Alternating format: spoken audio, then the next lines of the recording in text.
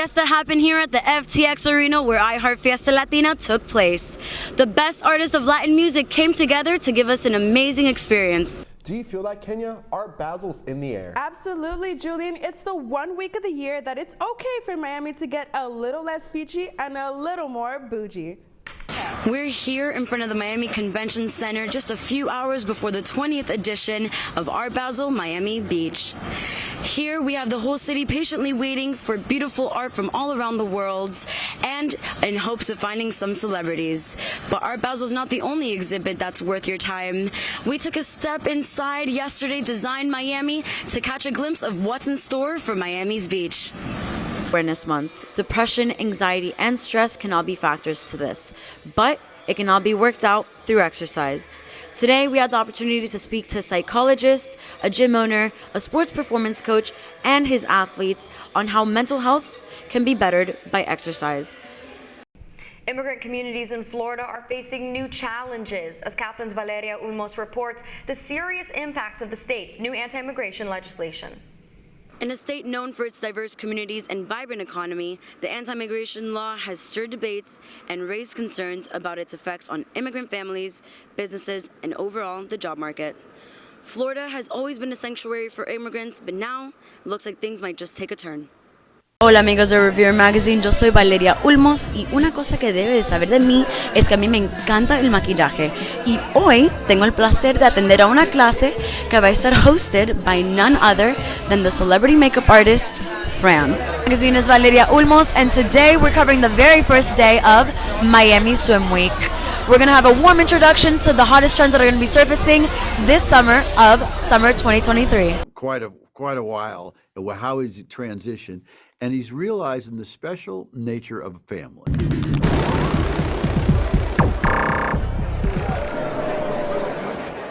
Hi Tim, how are you today? Very good. Thanks for asking. Tim, as we dive into the second season of the Santa Claus, how would you describe the evolution of Scott Calvin's character? I think what's really evident is his comfort being Santa Claus is now not an aside. He's learned how to do that. What he's really struggling with is where to go in his life. Like what's the end game for being Santa Claus? He for some reason got the idea that he's got to retire. So that's just been a mess for quite a while. How is he transition? And he's realizing the special nature of a family. And that's all of us having a family at the North Pole, as you will discover, is not something that's ever happened before. And he takes that he takes that with a grain of salt, and now it becomes very evident that his children, as we all view our children, as being very special, and how he's going to deal with that. Yeah, it's not easy raising kids in the North Pole, as I could see through the show.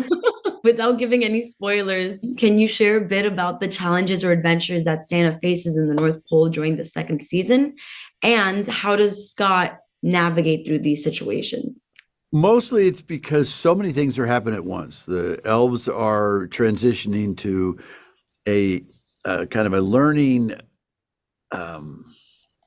curve. They have to leave the North Pole to go to this elf special school. One of his top elves has to leave, and because she leaves the secondary in charge who's not quite up to the job. There's also a secret at the North Pole that they didn't realize, that they view secrets differently than we do. They can, if they don't tell you, then it's not a secret. It's really a strange thing. And I said, so what do you have to know about? There's a Santa I don't know about. And I'd gone to the Yuleverse last season, to learn all about the different Santa Clauses. Well, there's a Santa Claus I don't know much about. And we're going to learn about the mispronunciation of Magnus Antus. Is the mispronunciation is Mad Santa. And even he says it's a little problem. And his history is complex. It's between a disagreement between gnomes and between elves. And this is a whole thing you're going to find out that happened way, way a long time ago. And he deviated from Santa's duties because he felt necessary. There needed to be some discipline in the giving and receiving world. That's the story that I have to navigate. And I'm not from that world. I play a human, first human at the North Pole, which we discovered in the last series. Big deal, a big deal. I'm super excited to see all of that story unravel, and especially with Magnus. I thought that was super creative. I know that Santa Claus is really big on family. It's always been kind of the central theme, even in the movies. How does the family dynamic evolve in the second season, and how does Scott Calvin continue to balance his responsibilities as Santa with a family life? Hi, Eric. How are you today? Good. How are you, Val? I'm doing amazing. Your character, Mad Santa, in the second season, and how would you describe him without giving any spoilers away? Well, I think Mad Santa is pretty well in the name, in the description. He's pretty mad, and he's mad because he's been stuck in a nutcracker, frozen in a nutcracker for a long period of time after being dethroned as the best Santa ever, in his words. But now he's back, surprised, shocked, can't believe where the world is, what the world is, and who Santa is, and he's here to take his rightful place back. Yeah, I would honestly be a Mad Santa too if I was locked in a nutcracker for centuries or years. Yeah. And yeah, he was rightfully upset. So welcome to the cast of Santa Clauses. Thank you. And what attracted you to join the cast of the Santa Clauses for its second season, and how has your experience been working alongside seasoned actors like Tim Allen and Eric Stonestreet? Well, what attracted me to this project was just that. You know, I've been a big fan of Tim Allen's forever. You know, he's a comic. I'm a comic. I was a big fan of his comedy before he even had a television career. And the fact that he's managed to do so many incredible things and be involved with Disney for so many years. It's hard enough to get one project with Disney, but he's just, so when I got the phone call and they said, hey, would you like to be part of this series? I'm like, it was a no-brainer.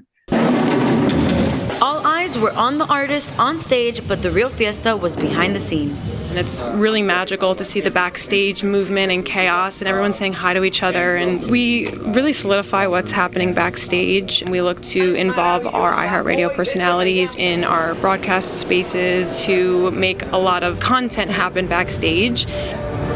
This night celebrated the 9th year of iHeart Fiesta, and everyone in the iHeart family was filled with excitement. We started out in 2014, and now it's gotten even bigger. I can't put it into words how much we've grown, and, you know, it's become part of our culture. The special iHeart culture is built on artists like Becky G, Nicky Jam, and Enrique Iglesias, all from different countries coming together on one stage.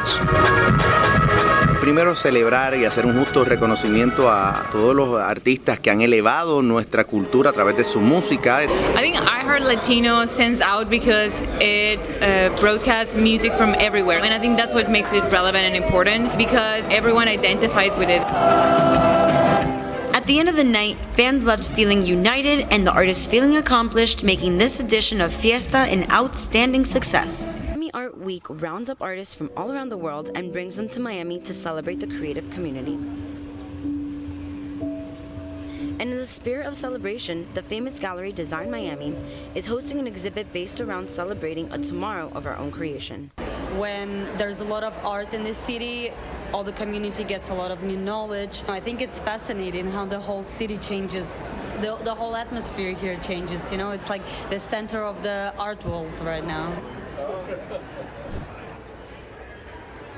The inspiration for their art can go far and wide, from their family history to their everyday lives. I wouldn't be an artist if it wasn't for my family, and you know, I find it very inspiring, like the stories that they have. And when I started my fashion brand, I started it because I wanted to speak my family name alive, because I just feel like there's a lot of African stories that are just swept away by time, and I just wanted to speak them alive and like almost like tell the little stories.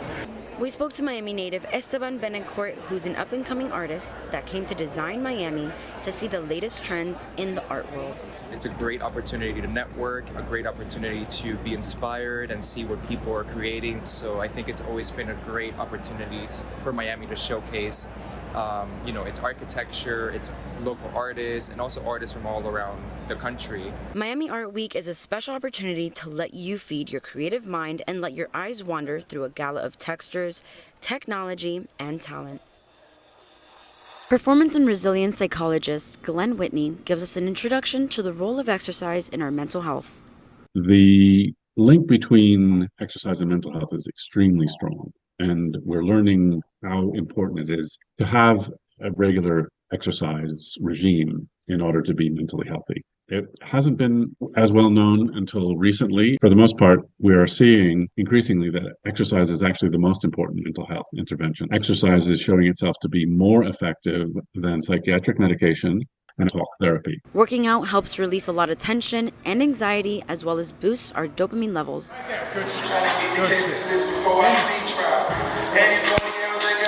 Health professionals and athletes alike show how important it is to take care of your mental health through healthy coping mechanisms and habits.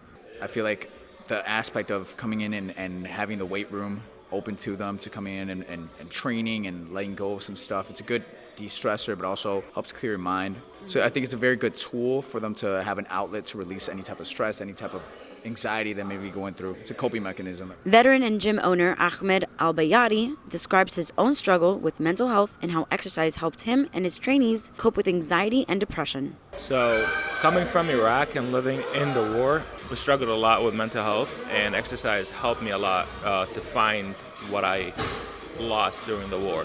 With other athletes, vets, and law enforcement guys, that I see improvement in their mental health through exercise. Exercise builds a routine that's structured through discipline and drive, which creates skills that you could use in your everyday life. Skills I gained from exercising that taught me to be better with my mental health, honestly, it's just consistency. Like, I struggle with depression, and honestly, you're not going to want to get up every day, but it's just having the discipline to get up and do it. That discipline of going to the gym every day or getting up, journaling, praying, whatever it is, it's going to cause that motivation to go up. Speak to South Florida immigration lawyer Hector Benitez about how people are acting out of fear due to the vagueness of the law and its terms and conditions. You are acting like with total blindness in any scenario, whether it's working, whether it's studying, whether it's just transporting family, relatives. And again, it has deterred a lot of people from continuing working in any sector of the economy, whether it's construction, farmlands, whether it's agriculture, whether it's roofing. In the wake of this law, countless individuals find themselves in a state of uncertainty, seeking legal assistance to preserve the life they know and love here in Florida. I have seen an increase in the people who are seeking for help that probably they were in the shadows. That's something that I must recognize, because of course they don't want to leave Florida. Probably they have established here their businesses or their families. Recent developments surrounding the law have revealed an unexpected twist, as even some Republicans are expressing regret over their decision to sign this legislation. Managed to obtain these videos from a town hall in which Republican lawmakers who voted for this bill said that they acknowledged that there's harm being done, acknowledged that there are worker shortages in various sectors, and they were begging these immigrants to stay. I've been working at this for a number of years now, and I think this is the first time that we've seen like the media and journalists really just take a good angle on this law. You know, a lot of the coverage has been on the impact of people and the impact on the economy, really just nailing down what the law does. And not just, again, regurgitating the talking points of the politicians that passed this law. Make sure not to miss next year's Fiesta Latina for 2023. For South Florida Media Network, I'm Valeria Ulmos. Design Miami is not the only gallery with its doors wide open this weekend, so make sure to go around the city and get lost in the art. Live from Miami Beach for South Florida Media Network, I'm Valeria Ulmos. All in all, working out your problems will lead to long-term results in your mental health journey. I'm Valeria Ulmos for South Florida Media Network. As we move forward, it is essential to recognize the resilience and contributions that these communities who have played a vital role in shaping the state's growth and prosperity.